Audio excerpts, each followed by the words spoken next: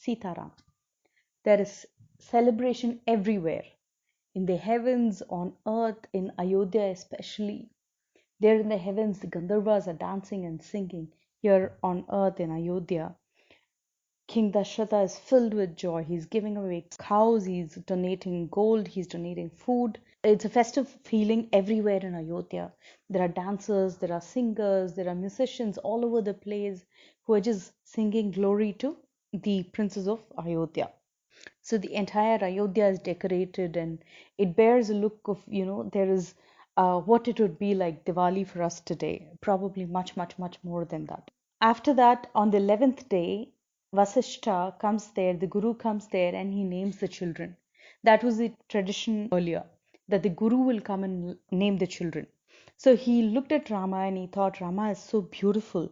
There is a word called Ramaniyam. The word Ramaniyam means you feel so attracted, you feel so pleasant, you feel so pleased from inside just looking at it.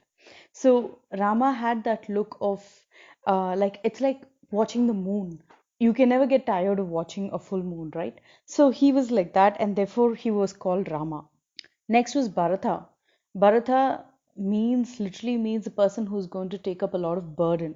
So he was called Bharatha. Yes, Vasishta could foresee, and therefore he was called Bharatha. Next was Lakshmana. Lakshmana was called Lakshmana because he brings prosperity to any place he goes. Lakshmana, Lakshmi Vardhana. So he brings prosperity to every place that he goes, and therefore he was called Lakshmana. And next is Shatrugna. Shatrugna is a person who has won over all his foes. So what did this little newborn win over is his own senses. He was born like a saint. He knew to control his senses right from the birth. So he was called Shatrugna.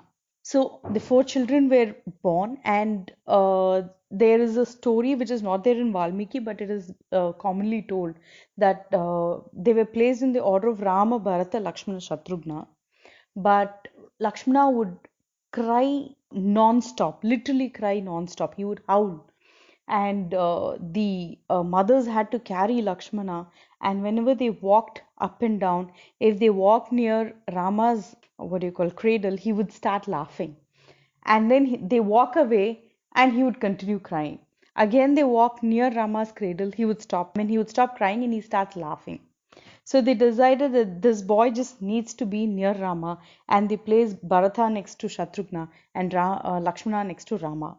Rama and Lakshmana were specially devoted to each other, as Bharata was devoted to Shatrugna and Shatrugna was devoted to Bharatha. They had all brothers were very closely knit, but this combination somehow they were very specially devoted to each other. Rama would never eat something special without Lakshmana. He would never go into the forest without Lakshmana for hunting or do anything. Anything which is special would never happen without Lakshmana. Lakshmana, on the other hand, would also always be on guard for Rama, as if he had to protect Rama at all times. So whenever they went hunting, Lakshmana would be the one with the bow in his hand all the time, ready to shoot if there were an enemy or if there were an animal to attack Rama. So such was the bonding between Rama and Lakshmana. Rama, Lakshmana, Bharata, Shatrugna go to the ashram. They learn their skills as a prince. Whatever a prince has to learn, they learned all of them, including horse riding, archery, chariot riding, and warfare techniques, and Nyaya Shastra was very important. Science. So all of this was to be learnt by a king. It was not like there was a finance minister, there was a defense minister, there was someone else doing the home ministry. It wasn't like that. A king was supposed to know everything. The king was also the judge. So he had to know everything. So it's not that, a small thing happens in the village and immediately it comes to the king. It is not like that. The villages were governed by what is called as panchayat today. Similarly, it was governed by the village heads those days also. And the village heads also had to read certain shastras and be thorough in the shastras in order to be able to deliver the right judgment. So things would get escalated to the kings only if and only if required, and when they do, the king should know to handle the situation. And in order to do that, they had to be well educated. And so Rama also goes through this set of education, and after that, they are back in their kingdom. Once they're back in the kingdom, running chores for their father, one fine day, sage Vishwamitra walks into the palace. So while he comes to the gates, I mean, Vishwamitra announces his arrival to the guards and says that go and tell King Dashrata that the sage Vishwamitra of the Kaushika lineage has come here. They literally run. They run to King Dashrata and tell him that Sage Vishwamitra is here for your audience. When he hears that, he just gets up from his throne and he runs along with his ministers and the sages along. He asks them for water. It's like Argyam, Padyam, and he runs. So, what is this Argyam and Padyam? Is basically your pedicure and manicure. So, when a sage comes in, immediately they place a tray below his feet, keep him seated, and then they wash his feet, and then give him water to wash his hands, and then give him water to drink. So this is how they were received. So Dashrata does the exact same thing, and then he says, and looking at that, Vishwamitra is very pleased. He says, "Hey Dashrata, how is your kingdom? How is the prosperity? Are you happy? Is there anything that is lacking in your kingdom? Are the people happy?" So these are all basically like saying, "Hey, how are you?" These are just the pleasantries that they exchange. So the sage asks all of this from Dashrata, and Dashrata says all is well, and he says expresses his happiness in on seeing sage Vishwamitra. He says, "You coming to my kingdom is like someone giving me elixir or amritam. Someone giving, I mean, if there is a parched land and there is a good rainfall, it's the people and the land who will rejoice, the plants that will rejoice, the animals that will rejoice. It is that kind of happiness that I'm getting today on seeing you. It is like a person who's not had a baby for a long, long time and he's been longing for a child. If that person has had a child, what kind of happiness will the person have? It is that kind of happiness that I'm getting today on seeing you, Sage Vishwamitra." Saying so, he is very happy and he says, "Just ask whatever you want and I shall give it to you." This is one character of Dashrata that we shall notice, where he always gives his word and then he repents. So again, he tells this to Vishwamitra. Vishwamitra is very happy on hearing Dashrata's words. He says, "It is of your lineage that you speak like this. It is of your lineage that you talk about talk so well and grant me a wish even before I ask you of it. I'm so happy that you've already granted my wish. I'm doing a yajna, and for the yajna, there are two rakshasas who are coming and creating hindrance. While a person is doing a yajna, the person is not supposed to get angry. So he's saying because he's not supposed to get angry and he's not supposed to curse anybody, he is holding up on these two Rakshasas. And therefore he needs Rama to go with him, the eldest son of Dashrata, to go with him and safeguard the yajna. On hearing this, Dashrata fainted. He just fainted right then and there. After a while, when he recovers, he's like, Rama is not even 16 years of age. Rama was exactly 12 years of age at that time. So he's not even 16 years of age, and how will he come and protect your yajna? I am here, my army is here, we're all there, we'll go with you and protect your yajna. Please don't think, yeah, Rama knows everything.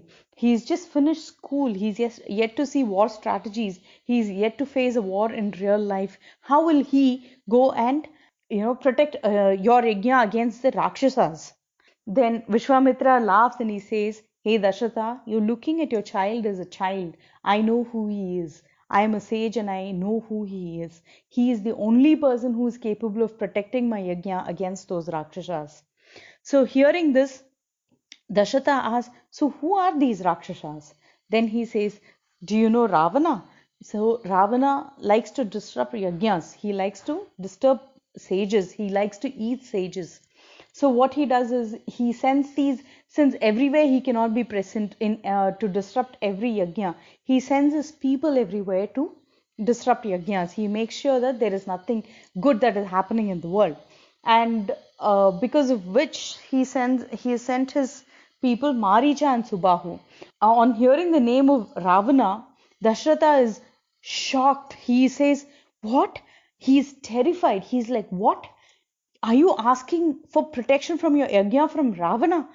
You tell me if you have anybody else as your foe. I'll come and protect you against him, not Ravana. No, no, no, no. Even I can't come against Ravana. Forget sending Rama." So he says this, he's really terrified. He almost has a heart attack. "What are you asking me to do?" So then Vishwamitra says, "It is, please understand that it's not like I don't have the might to protect my yajna. It's only that the situation does not permit me to do so. That is why I'm asking you to send Rama." He says, "Ask Vasishta, your Kuluguru, who Rama is. Ask all the sages sitting in your court who this Rama is. You think these sages do not have a place to go, which is why they come and sit in your court? Do you think they're interested in seeing the dance that is happening in your court? No, they are here because when you call Rama for a small errand and he comes and stands in front of you, these sages will have a darshan of Rama. For them, they know who Rama is. Please do not undermine your son. Send your son with me, and I will make sure that your son comes back more strong and more powerful. I will protect your son, and it is my word that I will protect your son." So, hearing this, Dashratha is still not convinced. He's literally crying and pleading. And Vishwamitra gets up to leave, saying, "You gave me your word, and now you're going back on it. So be it, and may you be called a liar. Be happy being a liar." Hearing these words and looking at the wrath of Vishwamitra, Vasishta intervenes. He says, "Hey Dashratha, what you're doing is not right. You have to stick to Dharma as part of the Ikshvaku Vamsa. You have to stick to Dharma as a king. So there is no way you can go back on your word. You have already given your word and you have to send Rama along with him. Become calm. Please remember that Vishwamitra is not a person who's not capable of handling anything. Vishwamitra knows all the astras and shastras of that anybody on earth, anybody in the three worlds can know. He has created mantras by himself. He has created astras by himself. So it's not just that he knows all the astras and shastras that are known to this world. He knows much more than anybody else because he has created many by himself. So if he has come to take your son's help, it is basically that he has come to bless your son. He has come to give more shreyas to your son. Send him along, and your son will return glorious." So, hearing the words of Vasishta, Dashratha's mind calmed down. He became happy, and with that happiness, he calls for Rama and Lakshmana. Rama and Lakshmana get blessed by their mother, father, and guru. After getting their blessings, Dashratha smells the forehead, the top of the forehead of Rama. That is something that is done even now when we prostrate in front of our elders and especially father. The father smells the forehead of the son. This basically is giving extends the life of the son if the father does that to the son. So having done all that, Rama and Lakshmana leave along with Vishwamitra. They look like a three-headed serpent, and Rama and Lakshmana have peacock feathers on their head. This is the first time I read it. So they're leaving like that, and they also are carrying bows in their hand. They are well dressed like princes, and they are shining because of the tapas of Vishwamitra. And they leave along with Vishwamitra and go to the banks of Sarayu river. Until then, Vishwamitra does not stop, and people say it is because he doesn't want Dashratha to call Rama back. So he walks fast, and the kids and the children also walk behind him really fast to catch up with sage Vishwamitra, and they reach the banks of Sarayu. With that, we come to the end of today's story. Sitaram.